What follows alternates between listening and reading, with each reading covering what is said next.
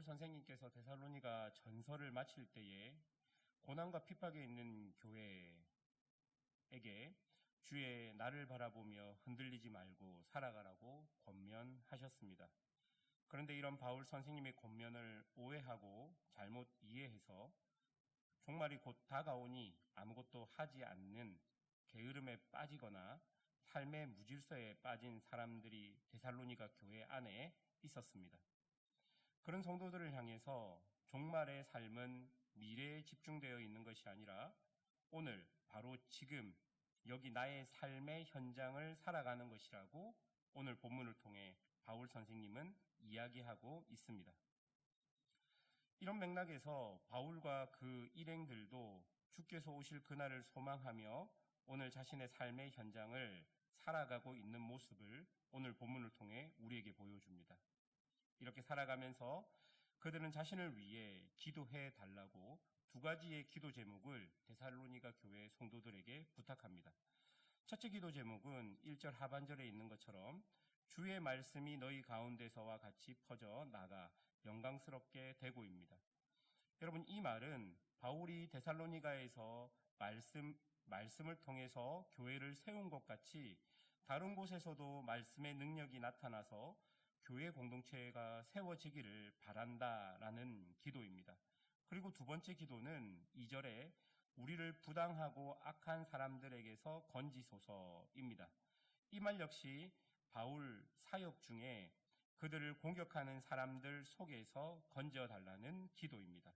여러분, 이 두 기도 제목 모두 어떤 미래에 초점이 맞춰져 있는 것이 아니라 지금 당장 바울의 삶의 현장 속에서 일어나는 일들입니다. 여러분, 이것이 보여주는 것은 바울에게 종말을 소망하며 사는 것은 지금 나의 삶 속에서 일어나는 일을 하나님과 함께 하는 것임을 우리에게 보여줍니다. 바울은 오늘 본문을 통해서 종말을 소망하며 사는 삶을 우리에게 알려주면서 두 가지 기도 제목이 현실 속에 있는 기도 제목으로 데살로니가 교회 성도들에게 교훈하는데요. 이 이유가 바로 종말이 미래의 어떤 날이 아니라 지금 당장 나의 삶 속에서 하나님과 함께 사는 것이 종말인 것을 우리에게 보여주고 싶기 때문입니다. 그리고 이렇게 기도하는 그 데살로니가 교회 성도들은 결국 하나님께서 신실하셔서 바울과 그 일행들을 굳건하게 하시고 또한 악한 자들에게서부터 지키시는 것을 보게 될 것입니다. 또한 그렇게 역사하고 계신 주께서 동일하게 데살로니가 교회 성도들의 삶도 굳건하게 하셔서 사도로부터 주신 그 명한 것을 반드시 행하며 이를 통해서 하나님의 사랑과 그리스도의 인내를 배우게 하실 것입니다. 여러분, 이 모든 것들이 현실 속에 있지만 결국은 종말을 소망하는 삶을 사는 모습으로 우리에게 다가온다는 것입니다. 바울은 이런 기도 요청을 통해서 표면적으로는 기도를 부탁하고 있지만 그 내면적으로는 이 기도에 역사하시는 하나님 아버지와 예수 그리스도를 데살로니가 교회 성도들이 경험했으면 좋겠다라는 의도를 가지고 있는 것입니다. 그리고 그렇게 경험된 신앙으로 그들이 복음에 합당한 삶을 살며 하나님의 성품에 동참하는 삶을 살기 원했던 것입니다. 여러분, 이런 모습이 바로 종말을 사는 사람들, 종말로 지금을 사는 사람들의 모습입니다. 다시 말해 종말을 소망하며, 그러니까 그 마지막 주의 오심의 재림을 소망하며 오늘을 살아가는 사람들의 모습일 것입니다. 사랑하는 여러분, 주께서는 우리가 주의 재림을 소망하며 살아가기를 원하시는데요. 특별히 그 재림을 소망하며 오늘, 지금 바로 나의 삶을 살기를 원하십니다. 이러한 신앙은 철저하게 현실과 오늘에 초점이 맞추어져 있습니다. 이제 바울은 정말 하고 싶은 말을 하게 되는데요. 6절을 보십시오. 형제들아, 우리 주 예수 그리스도의 이름으로 너희를 명하노니 게으르게 행하고 우리에게서 받은 전통대로 행하지 아니하는 모든 형제에게서 떠나라 라고 이야기합니다. 바울은 여기서 두 가지 모습을 지적합니다. 먼저는 게으르게 행하고입니다. 이 말은 여러분 무절제하게 사는 것을 말합니다. 무절제하게 산다는 것은 삶 자체가 무질서하다는 말입니다. 그리스도인으로 어떻게 살아야 할지 모른다는 것입니다. 둘째는 우리에게서 받은 전통대로 행하지 않는 것입니다. 여러분, 이것은 아까 게으르게 행하는 삶의 이유가 되는 것입니다. 다시 말해서 바울은 자신들이 전한 전통, 그러니까 하나님의 말씀과 교훈대로 살지 않았기에 그들의 삶이 무질서하고 무절제한 삶을 살 수밖에 없다라고 말하고 있는 것입니다. 그들은 말도 되지 않게 주의 날이 이미 왔다고 생각하거나 혹은 주의 날이 곧 올 것인데 먹을 것을 위해 일하는 것이 무슨 의미가 있느냐라는 논리로 자신들이 원하는 삶을 교묘하게 만들어 자기들이 원하는 삶을 살게 되었다는 것입니다. 여러분, 쉽게 얘기해서 이런 것이죠. 바울이 데살로니가 전서에서 주의 날이 곧 올 거다. 그러니 너희는 지금 핍박과 고난받는 그 모든 그 삶을 잘 견뎌라. 왜? 주의 날이 곧 오기 때문이다. 그렇게 바울이 데살로니가 전서에서 이야기했습니다. 그런데 교회 사람들 중에 그 바울이 말한 그 말을 오해하거나 혹은 바울이 그 말한 말을 교묘하게 자기가 원하는 대로 해석해서 주의 날이 곧 올 건데 내가 열심히 일할 필요가 뭐가 있냐? 주의 날이 곧 오게 되면 내가 지금 열심히 일하는 이것이 아무 의미가 없어질 건데 왜 내가 열심히 일을 해야 되느냐라고 생각하며 자신의 삶을 무질서하게 그리고 무절제하게 살아간 사람들이 그 교회 안에 있었다는 것입니다. 여러분, 그들은 그런 논리로서 자신이 원하는 삶을 교회 안에서 살아가게 된 것입니다.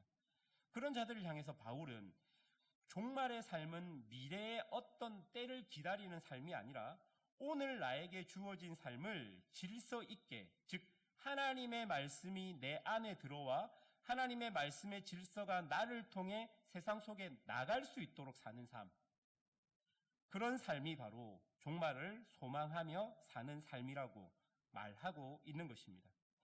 여러분, 지금 이런 성도들이 데살로니가 교회 안에 있습니다. 자신의 일을 하지 않아요. 그래서 먹을 것이 없어요. 그래서 그들이 굶고 있습니다. 그런데 교회 공동체는 그들이 그렇게 있어도 그들을 보살피고 돌보았을 것입니다. 그런데 여러분, 이런 모습들이 얼마나 그 사랑의 수고를 헛되게 만들며 그리고 공동체의 힘을 빼는 모습인지, 공동체 다음을 훼손시키는 모습인지를 우리가 알아야 하는 것이죠. 지금 이렇게 무절제하게 사는 사람들은 자신의 삶만 무너지고 망가뜨리는 것이 아니라 사실은 교회 안에서 교회 공동체가 가지고 있어야 하는 그 사랑의 수고와 그리고 공동체의 힘을 빼는 것이고 공동체 다음을 훼손시키고 있었던 것입니다. 그래서 바울은 자신과 그 일행들의 삶을 소개합니다. 7절을 보십시오. 우리가 너희 가운데서 무질서하게 행하지 아니하며 라고 말합니다. 바울과 그 일행들이 데살로니가에서 예수 그리스도께로 받은 교훈과 말씀을 가지고 교회와 성도들을 섬겼을 때의 일입니다. 그 바울과 일행들은 8절에 보면 음식을 값없이 먹지 않았고 수고하여 애써 주야로 일했고 아무에게도 폐를 끼치지 않았다라고 말합니다. 여러분, 바울과 그 일행들은 복음 전도자로서 복음에 합당한 삶을 살면서 그들의 삶을 통해 성도와 교회가 그 삶의 모습을 보며 본을 받기를 원했던 것입니다. 여러분, 사실 바울과 일행들은 복음을 전하며 그 곳에서 아무 일도 하지 않아도 되는 사람들이었습니다. 왜냐하면 그 시대 순회 설교자들은 가만히 말만 하고 얻어먹을 수 있었고 그리고 선생으로서 충분히 대접을 받을 수 있었기 때문입니다. 그러나 바울과 그 일행들은 그런 모습들이 데살로니가 교회를 무질서하게 만들 것을 알고 있었습니다. 그래서 그들은 데살로니가 교회 성도들을 위해서 자기 스스로 노동하며 사랑의 수고를 한 것입니다. 어쨌든 바울은 게으르거나 혹은 그 어떤 이유라도 공동체가 가지고 있는 그 조화, 즉 질서 있는 모습을 무너뜨리기를 원하지 않았던 것입니다. 여러분 10절을 보십시오. 우리가 너희와 함께 있을 때에도 너희에게 명하기를 누구든지 일하기 싫어하거든 먹지도 말라 하였더니 라고 이야기합니다. 또 14절입니다. 누가 이 편지에 한 우리 말을 순종하지 아니하거든 그 사람을 지목하여 사귀지 말고 그로 하여금 부끄럽게 하라 라고 이야기합니다.